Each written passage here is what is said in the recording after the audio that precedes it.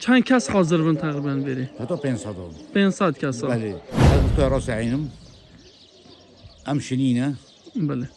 و بعد دماش اول تقریبا 5 ساله ام وید کین هر دو عیدو از گونه خیلی میوند کم گفتن چند مالا چند کس حاضر بود؟ خود تقریبا 400 400. 400 هنده هم چند کس حاضر بودن تقریبا بری؟ حتی 500 500 کس. بله آها گفتن چند مالن؟ 108 مالا 108 مالا.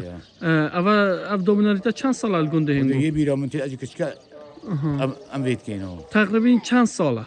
56 ساله 56 ساله. بله. باشه مرام چه هنگ؟ والله مرواتیو أنا كيف خوشو مايو خدماتيو أبيع هنگو چه کریه بو خد أم يو رمضان أم عبيد تشتغل يو قربانيو قليل برنجل قليل برنجل. بله. واشا مرام چه يعني هنگ والله مرام والله خوشيو كيف خوشو قندي مرواتيو يبوشي أبيع رحمو دلوانی نافن گوده هر زده.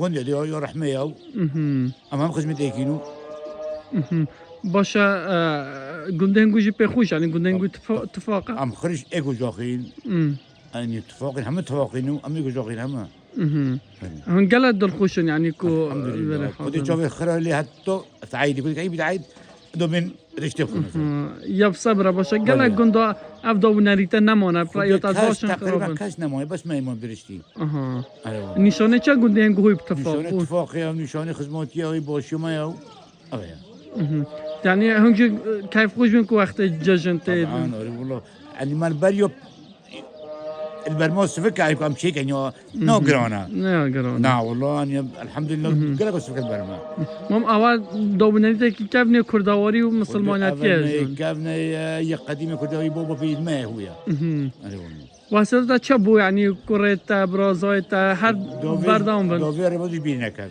ربازي بينا كان والله مربوطي أخوي يوم أنا باشي ما يو الحمد لله تقصد شنينا ما خدمة إيكينو يا رحمة ما باشي الحمد لله چه گنده دیه زبار یا خانه چی کم گنده هنگو یکم بیارکم بالا خودی ابتنا حسیم خشی کرد عشت کم بس ندکو کسی کی منی بار نکرد اب قربال غوت نه کسی کی منی خودی از بار نکم والله نگرد عشت کم بس يعني كسر كمان يعني زرباني ازدحامني هو كمان